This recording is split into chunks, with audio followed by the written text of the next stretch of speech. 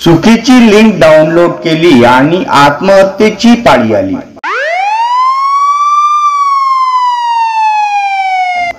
आजच्या काळात social media ही सर्वात जास्त प्रगत झालेली साइट आहे। जसजसे विज्ञान आणि तंत्रज्ञान वाढत गेले तसतसे प्रसार माध्यमे आणि माणूस प्रगत व विकसित होत गेला।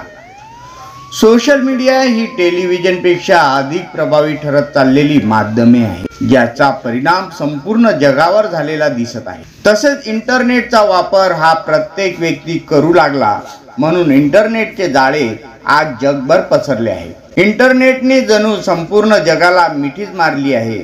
म्हणून आज आपण या सोशल मीडियाबद्दल सविस्तर माहिती बघणार आहोत। नेमकं सोशल मीडिया म्हणजे काय? प्रत्येक जण सोशल मीडियाची व्याख्या आपापल्या पद्धतीने सांगतात, पण गुगलच्या मते सोशल मीडिया म्हणजे वेबसाईट किंवा ॲप ज्याचा वापर कर्त्यांना म्हणजे आपण युजर्स कंटेंट तयार करण्यास आणि सामायिक करण्यास किंवा सोशल नेटवर्क मध्ये भाग घेण्यास सक्षम करतात, त्यांना सोशल मीडिया असे म्हटले जाते। मराठी भाषेमध्ये सोशल मीडियाला सामाजिक माध्यमे असे म्हटले जाते।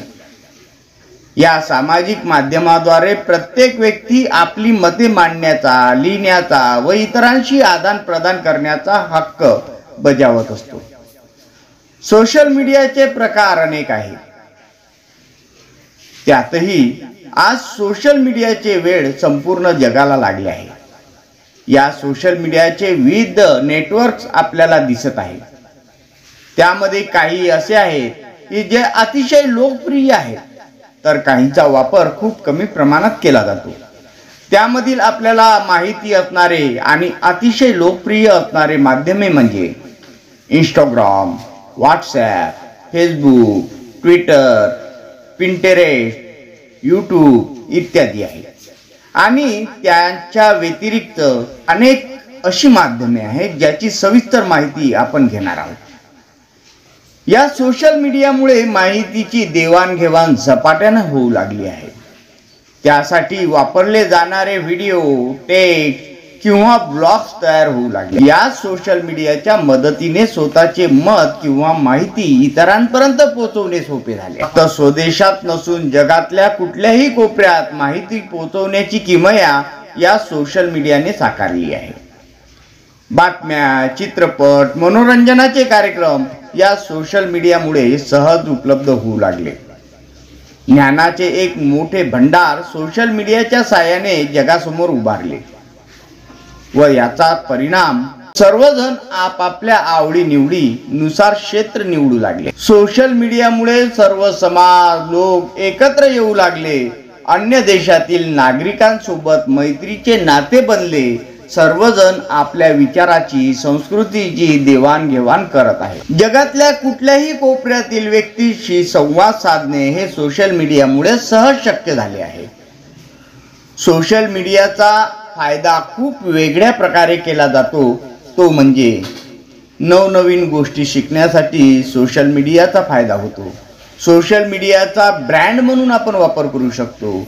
सोशल मीडियाचे व्यवस्थापन जर आपण चांगल्या प्रकारे केले तर मोठमोठ्या कंपन्या, प्रसिद्ध कलाकार, बिझनेसमॅन सोशल मीडियावर आपले अकाउंट बनवितात। सोशल मीडियामुळे आर्थिक मदत होते, हे अलीकडच्या काळामध्ये कळाले आहे। आपल्याला माहिती आहे की सोशल मीडियामुळे आपले आयुष्य खूप सोपे झाले आहे, पण या सोशल मीडियाचे फायदे जसे आहेत तसेच त्याचे दुष्परिणाम पण आहेत।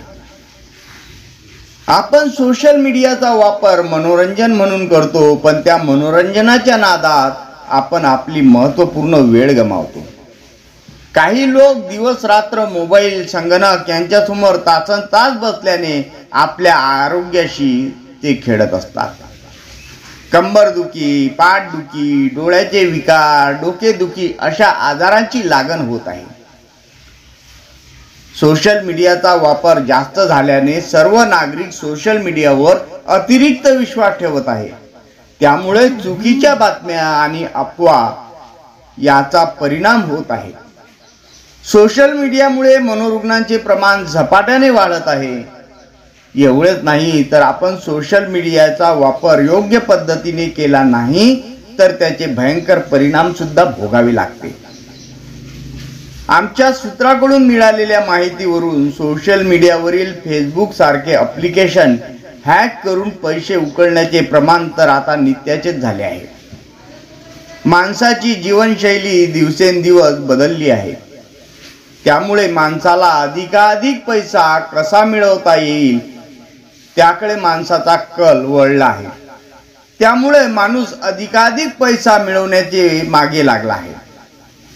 नेमक्या याच संधीचा फायदा हॅकर लोक ऑनलाईन लोनचे गांजर दाखवून समोरच्याची झोपपर्यंत संपूर्ण जमापुंजी खत्म होत नाही आणि शेवटी तो या सर्व गोष्टीला कंटाळून आत्महत्या करत नाही तोपर्यंत हे नाट्य असेच सुरू राहते. अशीच काहीशी घटना अमरावती येथील प्रीती कुंबरे अर्थात आपणा सर्वांची परिचित प्रीती साहू यांच्यासोबत घडली. नंबर 1 न्यूज चॅनलने प्रीती साहू यांची प्रत्यक्ष मुलाखत घेऊन तो थरार अनुभवला. आपल्याही अंगाला काटे आल्याशिवाय राहणार नाही. प्रीती साहू यांची कहाणी ऐकल्यानंतर एकच लक्षात येते की सोशल मीडियाचा वापर नियंत्रित व गरजेपुरता करणेच फायदेशीर ठरेल. कारण सोनी टीव्हीवरील CID प्रमाणे दया, अभिजित, साळुंके सारखे तत्पर पोलीस यंत्रणा आपल्या अमरावतीत असेलही परंतु त्यांचे समोर काही बंधने असतात. त्यामुळे तुर्तास तरी आपली काळजी आपणच घेणे. मी नितीन पाटील मुळे, नंबर 1 न्यूज चॅनल संपादक. मित्रांनो, आजकाल ऑनलाईनचे जे प्रमाण वाढलेलं आहे, ऑनलाईन फ्रॉडचे प्रमाण वाढलेले आहे, त्या संदर्भात 2 दिवसाच्या अगोदर आपण एक लाईव्ह घेतलेला होता. त्या लाईव्हच्या माध्यमातून बऱ्याच लोकांचे फोन आले आणि त्या संदर्भात आपण बऱ्याच लोकांच्या मुलाखतीसुद्धा सुरू केलेल्या आहेत. 2 दिवसानंतर आज यांचा फोन आला आणि त्यांच्यासोबतही जे मी फ्रॉड ओपन केलेला होता तशाच प्रकारचा फ्रॉड झालेला आहे. त्यांचा पण फेसबुक ID क्लोन केलेला आहे आणि त्या क्लोनच्या माध्यमातून त्यांचे जे फ्रेंड्स आहेत त्यांनासुद्धा पैशाची मागणी केलेली आहे. आज आम्ही पोलीस स्टेशनची जे काही प्रक्रिया आहे ते परिपूर्ण केली आणि त्यानंतर अजून काही फोन आले होते. त्या संदर्भात फ्रॉड फक्त एकाच प्रकारचा होत नाही, पण जास्तीत जास्त फ्रॉड हा पैशाच्या स्वरूपात होतो. पण ऑनलाईन पेमेंट ही खूप मोठी गोष्ट आहे. यामध्ये पैशाची मागणी होते. त्यानंतर आपण ऑनलाईन पेमेंट करताना लोन ही सर्वात महत्त्वाची गोष्ट आहे की लोनमध्ये सुद्धा बऱ्याच प्रकारे फसवणूक झालेली आहे. तर आज आपण आलो आहे अमरावती येथे आणि माझ्यासोबत आहे प्रीती साहू. त्यांना विनंती करतो की कृपया त्यांनी आपला परिचय करून द्यावा. नमस्कार. सर्वात आधी तर मी नितीन दादांचं आणि नंबर 1 न्यूज चॅनलचं अभिनंदन करते की अतिशय गांभीर्यपूर्ण तुम्ही हा विषय निवडलेला आहे. बऱ्याच म्हणजे 2 वर्षापासून माझी ही इच्छा होती की कुणीतरी हा विषय हाताळावा, म्हणजे जेणेकरून बऱ्याच लोकांच्या असे प्रॉब्लेम्स आहेत. बऱ्याच लोकांनी या विषयावर सुसाईड देखील केलेलं आहे. मी याची सुरुवात कुठेतरी केली होती पण मला ती पुढे नेता नाही आली. काही कारणं होतीत त्याला. पण आज खरंच तुम्ही जो प्रश्न निवडलेला आहे आणि जो विषय तुम्ही आता हाताळता आहात आता खरंच तुम्ही खूप कौतुकाचं काम करतात आणि बऱ्याच लोक तुम्हाला यासाठी समर्थन पण देतील. आणि मी स्वतःच दादांना यासाठी कॉल केला होता की दादा माझ्यासोबत पण अशा काही घटना घडलेल्या आहे आणि त्या मला तुमच्या चॅनलला द्यायच्या आहेत. तर आज दादा माझ्याकडे आले. मी माझा परिचय तुम्हाला करून देते. मी प्रीती साहू समाजकार्य करते आणि सोबतच इव्हेंट मॅनेजमेंटचं माझं काम आहे. माझे स्वतःचे इव्हेंट्स असतात जे मी करते आहे. म्हणजे माझा जो कॉन्टॅक्ट आहे तो जास्तीत जास्त पब्लिक कॉन्टॅक्ट आहे कारण माझा बिझनेस त्याच्याशीच रिलेटेड आहे. असा माझा एक छोटासा परिचय आहे. मॅडम, जास्त करून जर ऑनलाईन फ्रॉड हे होतात त्याचबरोबर नुकसान पण आहे, तर असे कोणते प्लॅटफॉर्म आहे ज्याच्यामुळे ऑनलाईन फ्रॉड होण्याची जास्त शक्यता असते? बघा कसं आहे की ऑनलाईन फ्रॉडचं बेनिफिट्स तर हे जो करतो त्यालाच होत असतो. ज्याच्यासोबत होतं त्याला बेनिफिट्स हा विषय नसतोच, त्याचं नुकसानच आहे. मला नाही वाटत की कुणाला याच्यामध्ये बेनिफिट्स असतील बोलून जातात कारण नुकसानच बऱ्याच लोकांनी याच्यामध्ये घेतलेलं आहे. आणि मला फक्त एवढं म्हणायचं आहे की कुठल्याही ऑनलाईन ॲप्स किंवा ऑनलाईन मेसेज किंवा कुठली लिंक जर तुम्हाला शेअर होत असेल तर ती कृपया तुम्ही टच करू नका. त्याच्या काही जर का तुम्ही सायबर क्राईमला व्हिजिट केली तर त्याचे ॲप्स म्हणजे ते आपल्यापर्यंत यावं नाही यासाठी काही त्यांनी काय म्हणतात त्याला योजना पण केलेल्या आहेत. ते प्रॉपर सेटिंगमध्ये जाऊन जर का तुम्ही ती सेटिंग केली तर मग ते तुमच्या याला येत नाही, मोबाईललाच येत नाही ते. तर मग ते प्रॉपर ते तुम्ही करून घ्यायला पाहिजे. आणि याच्यासाठी सायबर क्राईमवाल्यांनी देखील काही कॅम्प्स वगैरे म्हणजे आपण काय म्हणू की अवेअरनेस कॅम्प वगैरे घेतले पाहिजे की जेणेकरून सर्वसामान्य लोकांपर्यंत ते पोहोचते. आपल्यासोबत जो ऑनलाईन फ्रॉड झालेला आहे त्या संदर्भात आम्हाला किंवा आमच्या प्रेक्षकांना थोडं सांगावं. नक्कीच. काय झालं की 2 वर्षापूर्वी आपण म्हणजे कॉल केल्यानंतर कॉल ठेवला की ॲड येतं खाली. त्या ॲडला चुकून टच झाला आणि टच झाल्यानंतर त्याच्यामध्ये एक नंबर आपला जो आहे ना तो एंटर होतो ॲटोमॅटिकली आपल्या मोबाईलमधनं आणि तो नंबर त्यांच्यापर्यंत जातो. माझा फोनपे नंबर होता आणि जसा माझा नंबर त्यांच्यापर्यंत गेला माझ्या अकाउंटला 1800 रुपये क्रेडिट झाले. त्यानंतर लगेच मला एक कॉल पण आला त्याच्यावर. तर मी विचारलं की हे 1800 रुपये मला नको आहेत, हे ज्याचे पण आहे त्यांना मला परत करायचे. तर ते बोलले की हे 2500 रुपयाचं लोन आहे, 1800 रुपये तुम्हाला क्रेडिट झालेले आहे, आता तुम्ही हे पैसे 1 हप्त्यानंतर आम्हाला 2000 प्रमाणे परत करायचे. तर तसं तर मी त्यांना रिक्वेस्ट केली की तुम्ही आत्ताच घ्या, पण ते बोलले की नाही आता नाही घेणार आम्ही, तुम्ही 1 हप्त्यानंतर आम्हाला तो पेमेंट रिटर्न करा. तर 1 हप्त्यानंतर मला त्यांचा कॉल आला आणि जसं त्यांनी बोलले होते तसं त्या पद्धतीने मी 2000 रुपये त्यांच्या अकाउंटला ट्रान्सफर केले. फोनपेची माझ्याकडे पूर्ण डिटेल्स पण आहे जी मी FIR केल्यानंतर तिथे दिलेली आहे. 2000 रुपये दिल्यानंतर तो हप्ता तसाच गेला. त्याच्यानंतर पुढच्या हप्त्यामध्ये असं झालं की परत मला कॉल आला. परत त्यांनी 2000 रुपयाची डिमांड केली. मी तेव्हा त्यांना म्हटलं होतं की मागच्या हप्त्यामध्ये ते 2000 रुपये दिलेले आहे, तुम्ही परत मला का 2000 मागता. तर ते बोलले की नाही ते क्लोज झालेलं नाही, तुम्ही आणखी कोणाला दिले असेल, आमच्यापर्यंत ते पैसे आलेले.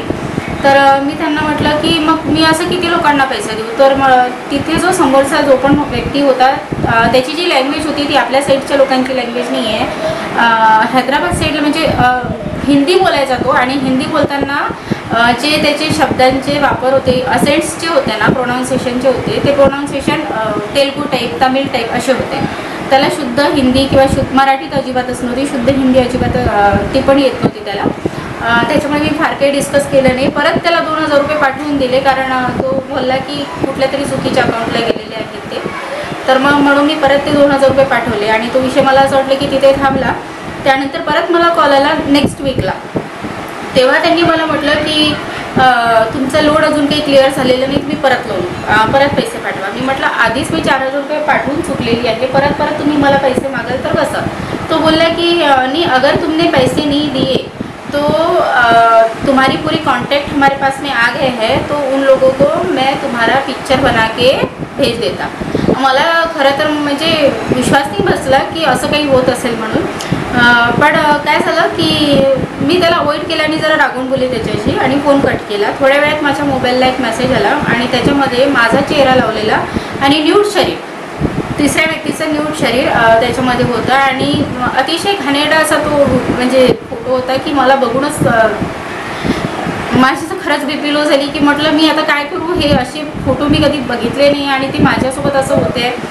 तर त्यानंतर मग मी परत घाबरली त्या विषयाला आणि त्यांनी परत ही कॉन्टॅक्ट लिस्ट माझी पाठवली होती. ये देखो तुम्हारी कॉन्टॅक्ट लिस्ट भी मेरे पास आहे. खरंच आश्चर्यचकित झाली मी की माझी as it is contact list त्याच्याकडे होती. तर मग मी घाबरली आणि मी परत त्याला 2000 रुपये पाठवले. तो त्या दिवशी विषय संपला. परत नेक्स्ट वीकमध्ये असं झालं की परत मला त्यांचा कॉल आला आणि ते बोलले की परत 2000 रुपये पाठवा. मी सांगितलं त्यांना की असं मी पाठवलेलं आहे, 6000 रुपये देऊन झालेले आहे, परत मी नाही पाठवू शकत. तर परत त्यांनी काय केलं ना की माझ्या कॉन्टॅक्टमधल्या काही लोकांना ती एडिट केलेली फोटो पाठवली. तर विषय असा झाला की मी घाबरली. जेव्हा मला सगळ्या लोकांचे कॉल यायला लागले त्यावेळेला माझी भाची आलेली होती, माझ्या भावाची मुलगी मोठी. तर ती माझ्याबरोबर होती, माझी मैत्रीण होती जयू.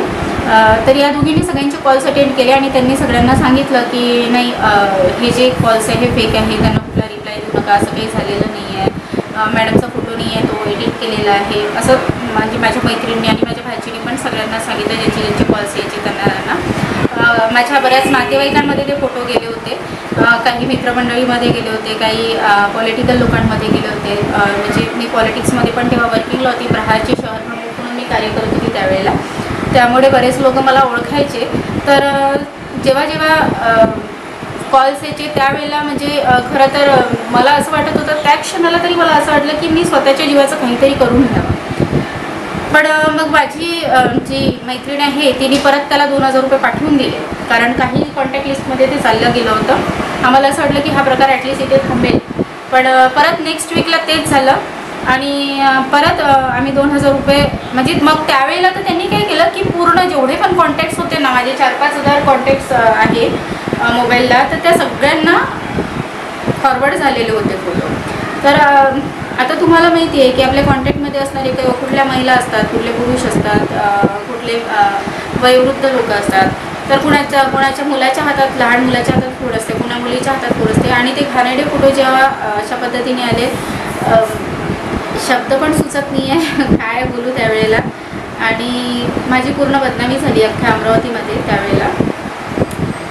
नाईलाजाने मी पोस्ट टाकली फेसबुकला की माझ्यासोबत हा सगळा प्रकार घडलेला आहे. समाजामधल्या बऱ्याच ज्या जागृत महिला आहे आणि ज्या समाजासाठी काम करतात, राजकारणात काम करतात, त्यांनी चांगल्या पॉझिटिव्ह कमेंट्स मला केल्या की प्रीती घाबरू नको, आम्हाला माहिती आहे तू अशी नाही आहे, तू सामना कर, आम्ही तुझ्या पाठीशी. बऱ्याच जणी त्यावेळेला मी पोलीस स्टेशनला कंप्लेंट द्यायला पण गेली होती आणि कंप्लेंट जेव्हा द्यायला गेली होती तेव्हा मला तिथे जे साहेब ड्युटीवर होते त्यांनी मला एक गठ्ठा दाखवला. आणि मला म्हटलं की अशा असंख्य कंप्लेंट्स इथे गठ्ठ्यात पडलेल्या आहे, कंप्लेंट करून याचा काही उपयोग नाही, कारण हे जे लोक आहे हे खूप इंटेरियल एरियामध्ये असतात आणि ह्याचं सिम जे असते हे कुणा दुसऱ्याच्या नावाचं असते आणि हे लोक दुसरेच असतात.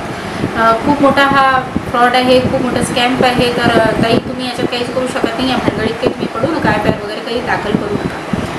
तर मी त्या दिवशी परत आली आणि ह्या सगळ्या प्रकारामुळे माझी तब्येत खूप खराब झाली होती. माझा BP वगैरे पूर्ण लो झालेला होता. मी ॲडमिट होती हॉस्पिटलला आणि मला असं म्हटलं की ताई हा जो प्रकार आहे हा अतिशय घाणेरडा प्रकार आहे. मला खूप घाणेरडा म्हणजे खूप लोकांचे कॉल येत आहे की तुमच्या शहर प्रमुखचे असे फोटो व्हायरल होते आहेत, तुमची शहर प्रमुख अशी, तुमची शहर प्रमुख तशी. कमाल वाटली मला त्यांच्या बोलण्यातून. कदाचित त्यांच्यावर पण प्रेशर असावं म्हणून ते अंडर प्रेशर बोलले, पण कदाचित माझी तेव्हा इच्छा होती की माझ्या पक्षाने त्यावेळेला माझ्यासोबत असायला होतो, कारण त्यांना माहिती होतं की मी कशी आणि काय आहे आणि कुणासोबत म्हणजे पक्षामध्ये असताना असा कुठलाही अनुभव तिथल्या लोकांना तरी आला नव्हता. त्या दिवशी मी परत गेली कंप्लेंट करायला आणि मग दादांना फोन लावला, बंटी दादांना. दादांनी मग तिथे बोलणं केलं की नाही तुम्ही कंप्लेंट टाकून द्या, कारण ॲटलिस्ट आमच्याकडे तो कागद तरी असेल की ज्याच्यावरून आम्हाला सांगता येईल की नाही बाबा हे आमच्यासोबत झालेलं आहे आणि चुकीचं आहे, याच्यामध्ये आमचं इन्व्हॉल्युशन नाही आहे काहीच. तो विषय तिथे संपला. तरीही ते कॉल्स मला चालू होते, पण काय आहे की ते ऑलरेडी सगळे फोटोज व्हायरल झालेले होते आणि फोटोज व्हायरल झाल्यामुळे मला तर घराच्या बाहेर जायची पण इच्छा होत नव्हती. पण ठीक आहे, आता एकटीवर सगळा भार असल्यामुळे मला समाजात वावरणं, काम करणं फार गरजेचं होतं. आणि कंप्लेंट झाली आणि बऱ्याच महिलांनी पण CPकडे माझ्याकडे CP साहेबांना निवेदन देण्याकरता माझ्यासोबत बऱ्याच महिला पण आलेल्या होत्या. त्यांनी समर्थन केलं, बऱ्याच महिला आल्या होत्या आणि त्यांनी खरंच मला सपोर्ट केला, ॲज अ फ्रेंड म्हणून पण सपोर्ट केला आणि समाजकार्यकर्ता म्हणून पण त्यांनी बरंच सहकार्य मला केलेलं त्यावेळेला. तर असा पूर्ण प्रकार झाला आणि त्यानंतर ते कॉल सुरूच होते. कॉल्स अवॉइड करायची मी, पण एक दिवस मी तो कॉल रिसीव्ह केला आणि समोरचा व्यक्ती मला सेम तसाच बोलला की म्हणे मॅडम पैसे भर दो, एक बार काही खतम कर दो. तर मी तेव्हा त्यांना म्हटलं की आप मुझे पैसे क्यों मांगते हो, आपने जबकि मुझे 1800 रुपये दिए, 1800 की जगह मैंने आपको 10,000 रुपये पेड कर चुका हूँ. तेव्हा तो माणूस मला बोलला की नहीं देखो बोले वो ऐसा ही रहता, बोले हर हफ्ते ऐसे आपको पैसे भरते रहने पडेंगे. म्हटलं नाही हे गलत आहे. आणि त्या दरम्यान मी न्यूजपेपरला अशा बऱ्याच घटना वाचलेल्या होत्या की बऱ्याच मुलींनी, महिलांनी या सगळ्या प्रकरणामध्ये आपली बदनामी होते म्हणून सुसाईड केलेलं. बऱ्याच म्हणजे मी तर अशी एक न्यूजपेपरला वाचली होती त्यावेळेला की एका मुलीचं दुसऱ्या दिवशी लग्न होतं आणि आदल्या दिवशी तिच्यासोबत हा सगळा प्रकार घडला आणि तिने आत्महत्या केली. लग्न होण्यापूर्वीच तिने आत्महत्या केली. तेव्हा कुठेतरी गव्हर्नमेंटनी दखल घेतली पाहिजे आणि हा सगळा विषय ते बंद केला पाहिजे. आपण सायबर क्राईमसारखे मोठे मोठे प्रकरणं उलगडीस आणतो, मग ही छोटी छोटी प्रकरणं का उलगडीस आणत नाही? खरं तर हा मोठा प्रश्न आहे, याच्यावर कुठेतरी प्रकाशझोत झाली पाहिजे. कसं होतं की कुठेतरी वरच्या लेवलला जातीय भेद व्हावा म्हणून हा सगळा प्रकार घडवण्याचा पण देखील एक हे होऊ शकतो. पण तिथे बोलली होती की या गोष्टीची दखल गव्हर्नमेंटने घ्यायला पाहिजे, सायबर क्राईमवाल्यांनी घ्यायला पाहिजे. तो पण तेव्हा त्यांनी कुणीच दखल घेतली नाही. तो फोन मी ठेवला. त्याच्यानंतर बऱ्याचदा फोन आले पण मी फोन रिसीव नाही केला. एकदा मी कंटाळून फोन उचलला आणि मी त्यांना म्हटलं की तुम जिसको कॉल कर रहे हो उसने सुसाइड कर लिया. अक्षरशः दादा त्या दिवशीपासून फोन बंद झाले. म्हणजे फोन त्यांचा उद्देश काय होता की जोपर्यंत तुम्ही जिवंत आहे तोपर्यंत आम्हाला पैसे पाठवा, ज्या दिवशी तुम्ही सुसाईड कराल त्या दिवशी हा विषय ते थांबेल. त्या दिवशीपासून मला एकही कॉल आलेला नाही आहे. म्हणजे याच्यावर तोडगा म्हणजे फक्त एक की सुसाईड असा पूर्ण तो प्रकार माझ्यासमोर फ्रॉड झालेला आपण सांगितलं आणि आपल्यावर जी आपुलकी झालेली आहे ती तुम्ही सांगितली. पण या दरम्यान जर विचार केला तर तुम्ही आतापर्यंत म्हणजे जोपर्यंत तुमचं हे फ्रॉड प्रकरण चाललं तोपर्यंत तुम्ही आता किती रक्कम त्यांना दिली? 10,000 देऊन झाले. म्हणजे 1,800 रुपये त्यांनी पाठवलेले आणि 1,800च्या बदल्यात मी 10,000 रुपये दिलेले आहेत त्यांना. तुम्ही जेव्हा लोन सर्वांना सुरुवातला आलं तेव्हा 1,800 रुपये तसं सांगितलं होतं आणि तुम्ही मग जर 1,800पेक्षा जास्त आपल्याला तुमची मागणी पण नव्हती लोनची, तरी पण तुम्ही ते 1,800 रुपयाचं लोन भरलं आणि त्याच्यानंतरही तुम्ही त्यापेक्षा जास्त रक्कम जमा करत होते. मग त्यावेळेसपर्यंत तुम्ही पोलीस स्टेशनला काय केलं? हां, त्याचं कारण एवढंच होतं की मी घाबरली होती. माझी कॉन्टॅक्ट लिस्ट पूर्ण त्यांच्याकडे होती. पण सगळा प्रकार जेव्हा झाला माझ्याबरोबर त्याच्यानंतरच मी मग डिसिजन घेतलं की मी यांना पैसे देऊन सुद्धा जर हे लोक माझ्याबरोबर असेच वागले तर मग आता तरी मला जाण्याशिवाय माझा जो पर्यायच राहिलेला नव्हता. म्हणून मग पोलीस स्टेशनला गेली आणि पक्षातनं पण मला प्रेशर यायला लागलं होतं. त्यामुळे मग मी पोलीस स्टेशनची धाव घेतली. मला वाटतं आता तुम्ही स्वतःच सांगितलं की हे एडिटिंगचा पार्ट होता, तुमचा चेहरा वेगळा आणि बॉडी वेगळी, या पद्धतीचं एडिटिंगचं प्रकरण झालं आणि त्याच्याशी आपला काही संबंध आपला नाही आहे आणि हे सर्व फ्रॉड असताना तर तुम्हाला अशी का भीती वाटली की बा आपण जर पोलीस स्टेशनला गेलो तर यावर काही उलटं हे होईल असं तुम्हाला वाटलं होतं का? अशी कोणती मनात भीती होती तुमची की ज्यामुळे तुम्ही पोलीस स्टेशनला जाण्यासाठी घाबरत होते? सुरुवातीला पोलीस स्टेशनमध्ये मी याच्यासाठीच गेलेली नाही, कारण 2,000 रुपये मी देऊन चुकली होती. मला वाटलं की ते बंद होऊन जाईल प्रकरण. 200 रुपये एक्स्ट्रा गेले होते, त्याच्यामुळे काही मी तेवढा लोड घेतलेला नव्हता. आणि दुसऱ्यांदा असं झालं की त्यांनी माझी कॉन्टॅक्ट लिस्ट पूर्ण मला पाठवलेली होती. इवन माझा जो एडिट केलेला फोटो होता माझ्या DP-वरचाच त्यांनी फोटो घेतलेला होता आणि ब्ल्यू कलरमध्ये तो फोटो होता आणि बाकी अदर जे शरीर होतं ते दुसऱ्या म्हणजे ते जाणवत होतं की ते एडिटिंग आहे. त्याच्यामुळे ॲक्च्युली लोक जे आपल्याला एका चांगल्या दृष्टीने बघतात, जसं आता मी तुम्हाला दादा म्हणते, मी दादा म्हणून जर मी तुमच्यासोबत बोलते तुम्ही मला बहीण म्हणून बघतात आणि असे एडिटेड जर फोटोज तुमच्या समोर आले तर क्षणभर का होईना तुम्ही माझ्या बाबतीत वाईट विचार करणार. तर त्या गोष्टीला मी घाबरत होते की या गोष्टींना मला पुढे जायचं नव्हतं म्हणून मी गेली होती. त्यानंतर तुमची कंप्लेंट पोलीस स्टेशनमध्ये लिहून घेतल्या गेली की नाही घेतल्या गेली? काय तुम्हाला त्याच्यामध्ये स्ट्रगल करावं लागलं किंवा अडचणी निर्माण झाल्या? पहिल्यांदा तर नाहीच घेतली माझी कंप्लेंट, कारण त्यांचं म्हणणं असं होतं की असं बऱ्याच म्हणजे दर 10 महिलांच्या मागे असा हा विषय आहे. कारण अमरावतीमध्ये त्याच्यानंतर बऱ्याच केसेस झाल्या. कदाचित अमरावतीमध्ये माझा कितवा नंबर होता माहिती नाही, पण कसं आहे की मला बरेच लोक ओळखतात आणि बरेच कॉन्टॅक्ट माझ्याकडे होते, त्याच्यामुळे मी जास्त लवकर स्प्रेड झाली सगळीकडे. आणि सेकंड टाईमला मला पोलिसांनी पूर्ण मदत केली. सीमा दातारकर मॅडम त्यावेळेला तिथे ड्युटीवर होत्या. सीमा मॅडमनी भरपूर माझी मदत केली आणि जेव्हा ते सिम बघितलं त्यांनी तर ते सिम नागपूरचं होतं. पण त्या व्यक्तीला सुद्धा हे माहिती नव्हतं की त्याचा मोबाईल जो म्हणजे त्याचा नंबर जो आहे तो हॅक होऊन तो अशा पद्धतीने यूज केला जातो आहे म्हणून. कारण ते लोक साधा कॉल न करता फक्त व्हॉट्सअप कॉल करायचे, व्हॉट्सअप कॉलवरच बोलायचे आणि व्हॉट्सअपलाच मेसेज द्यायचे. साधा कॉल त्यांनी कधीच केलेला नाही. व्हॉट्सअपला कॉल केल्यानंतर आता जर विचार केला तर कॉल जरी व्हॉट्सअपवर केला तर तुम्ही जी रक्कम भरत होते ती कशावर भरत होते? म्हणजे ऑनलाईनमध्ये का फोनपे गुगल पे किया? कारण साधारण जर आपण विचार केला की लोन जरी घेत म्हटलं कोणत्या बँकेचं लोन घेतो म्हटलं तर हे तर एक तर आपल्या चेकद्वारे केलं जातं किंवा डायरेक्ट रिडक्शनची प्रोसेस राहते. तुम्ही जे रक्कम टाकली आतापर्यंत 10,000 रुपये जी रक्कम टाकली ती कोणत्या पद्धतीने टाकली? ते लोक एक लिंक शेअर करायचे आणि ती लिंक फक्त 2 मिनिटाकरता व्हॅलिड असायची. त्या लिंकवर फोनपेच्या माध्यमातून तो पेमेंट होतो आणि त्याच्यावर मग मी पेमेंट केलेले आहे. त्याच्यामध्ये फोनपेला माझ्या पूर्ण ट्रान्झॅक्शन दिसते. फोनपेला तुमच्यासमोर ट्रान्झॅक्शन दिसतं, पण जेव्हा तुम्ही पहिल्यांदा जेव्हा 2,000 रुपये टाकायचे होते तर त्यावेळेस कोणत्या प्रकारची लिंक वगैरे होती का फोनपेमध्येच तुम्ही ते ट्रान्झॅक्शन केलं? नाही, त्यांनी लिंक पाठवली होती आणि लिंकच्या माध्यमातूनच पेमेंट केलं होतं मी तो. मग आता तुम्हाला तिथे काही डाऊट नाही आला का? सर्व आपण फोनपे किंवा याच्यामध्ये जे कर्ज प्रकरण राहतात ते जास्त करून ऑनलाईनमध्ये जरी विचार केला तरी ते फोनपे आणि गुगल पेमध्ये ट्रान्झॅक्शन होत नाही. चेकद्वारे किंवा ऑनलाईन आपण प्रोसेस करतो त्याच्यानंतरच ते ट्रान्झॅक्शन होतं.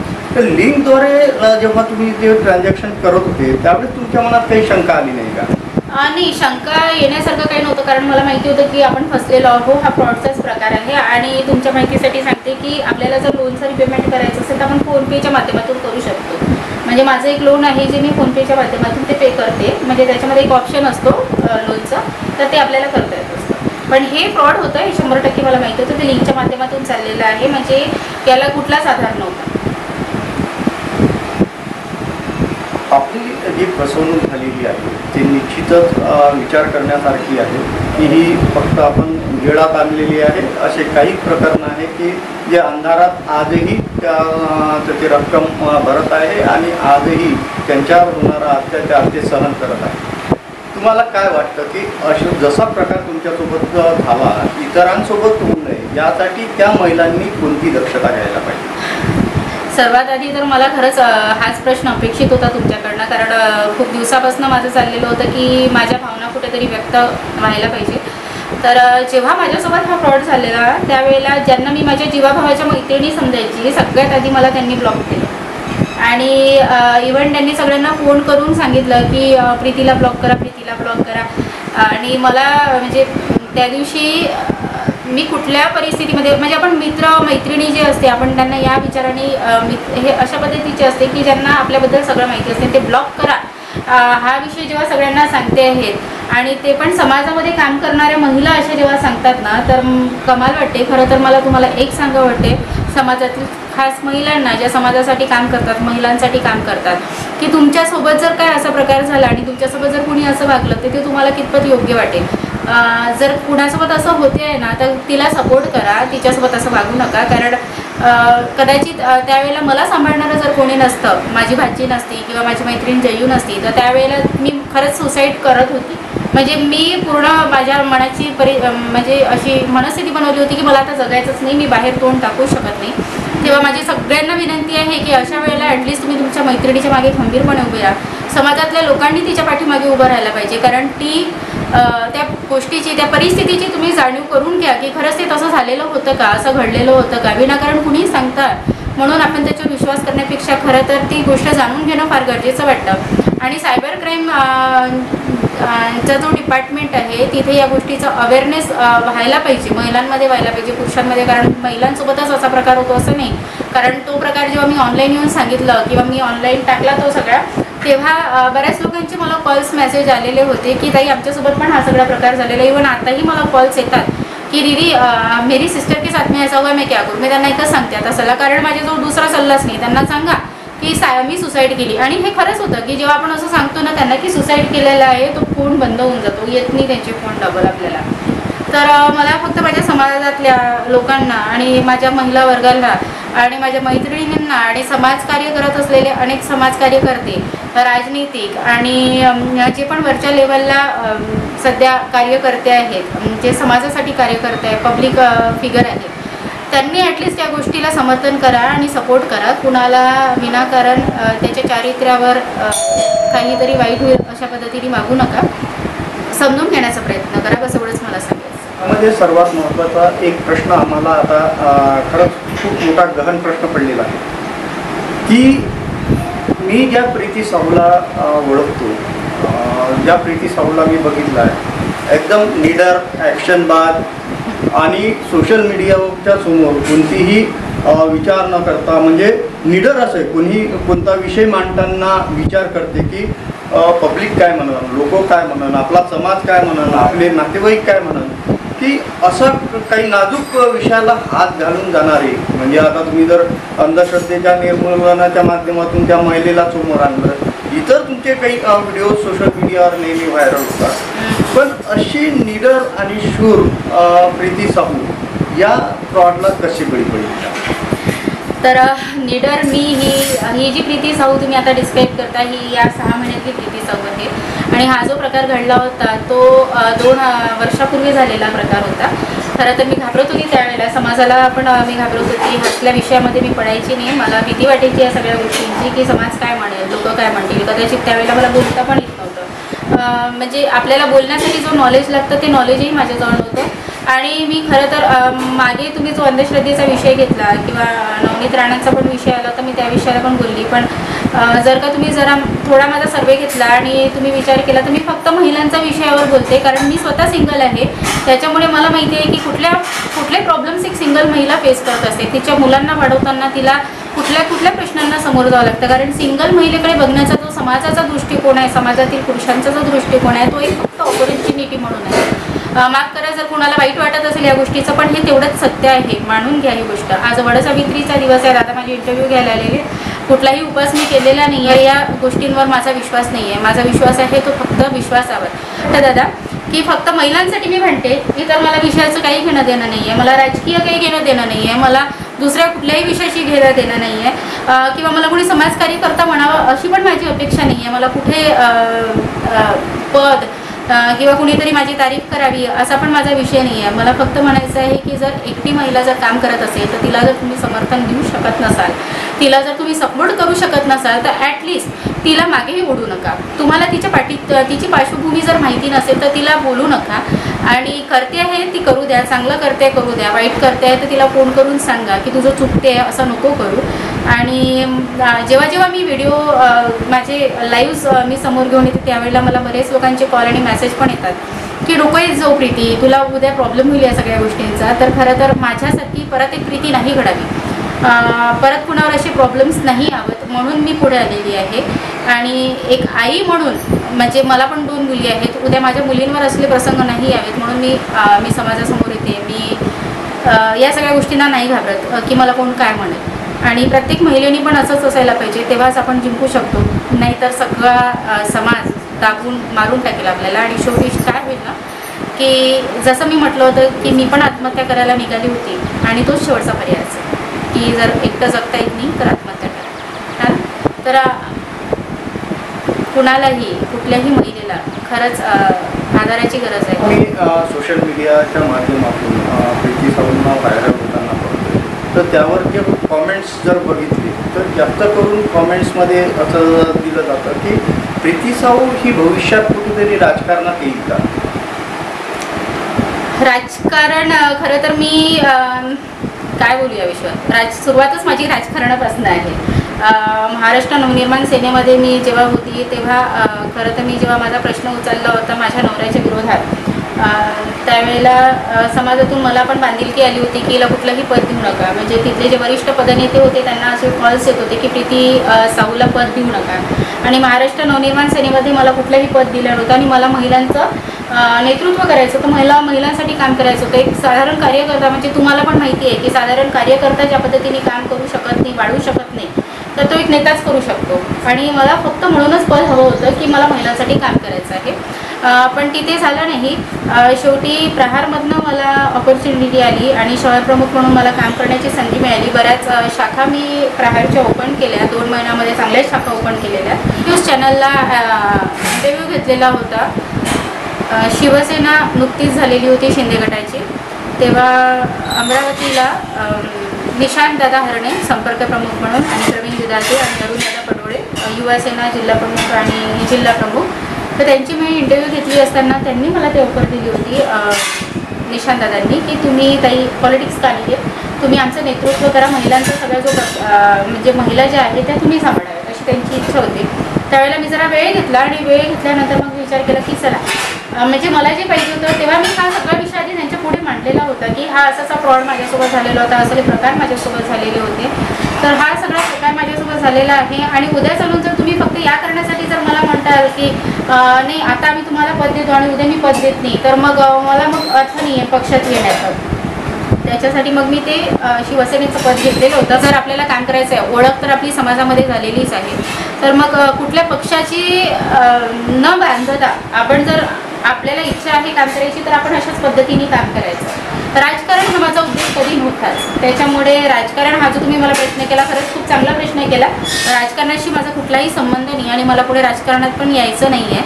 फक्त महिलांसाठी काम करायचं आहे, महिलांच्या नेतृत्वासाठी म्हणजे महिलांचे असलेल्या प्रश्नांसाठी काम करायचं आहे आणि त्यांना आर्थिक, मानसिक, सामाजिक कसं आपल्याला सावरता येईल याचाच मी प्रयत्न करत आज आपण ऑनलाईन फ्रॉडच्या संदर्भात प्रीती साहू यांची मतं जाणून घेऊ. निश्चितच आज शूर निडर अशा दिसणाऱ्या प्रीती साहू या कधीतरी भीतीने गाठलेल्या होत्या आणि त्यामुळं त्यांच्या त्या भीतीचा आणि अनभिन्नतेचा फायदा या ऑनलाईन फ्रॉडवाल्यांनी घेतला. निश्चितच ते ऑनलाईन फ्रॉडवाले पकडल्या जातील नाही जातील याचाच शंका आहे, कारण ऑनलाईन फ्रॉड इतके काही वाढलेले आहेत, त्यावर इतक्या काही कंप्लेंट्स झालेल्या आहेत. ताईंनी सांगितलं की पोलीस स्टेशनमध्ये गठ्ठाच्या गठ्ठा लागलेला आहे. तर अशा वेळेत एक प्रश्नचिन्ह निर्माण होतो की ऑनलाईन फ्रॉड कुठेही थांबणार नाही, परंतु हे थांबण्यासाठी कोणत्याही पोलिसांची आवश्यकता लागणार नाही. परंतु पोलिसांनी जर त्वरित ॲक्शन घेतली तर निश्चितच हे ऑनलाईन फ्रॉड थांबू शकतात. पण सर्वात महत्त्वाची गोष्ट आहे की आपण ऑनलाईन ट्रान्झॅक्शन करताना किंवा ऑनलाईन सोशल मीडियाचा वापर करताना आपण जर सावधानता बाळगली, कोणत्याही ॲप्स जे आहेत ते डाउनलोड करताना किंवा त्या ॲपवर जाऊन ऑनलाईन लिंकवर जाताना परिपूर्ण विचार करूनच त्यावर क्लिक जर केलं, निश्चितच आपण या ऑनलाईन फ्रॉडपासून वाचू शकतो. एवढंच आपण या ठिकाणी एक अपेक्षा ठेवूया. कधीमध्ये नवीन पाहुण्यांसोबत आपण पुन्हा भेटूया. तोपर्यंत धन्यवाद. नवनवीन व्हिडिओ पाहण्यासाठी सबस्क्राईब करा आणि बेल आयकॉनला क्लिक करायला विसरू नका.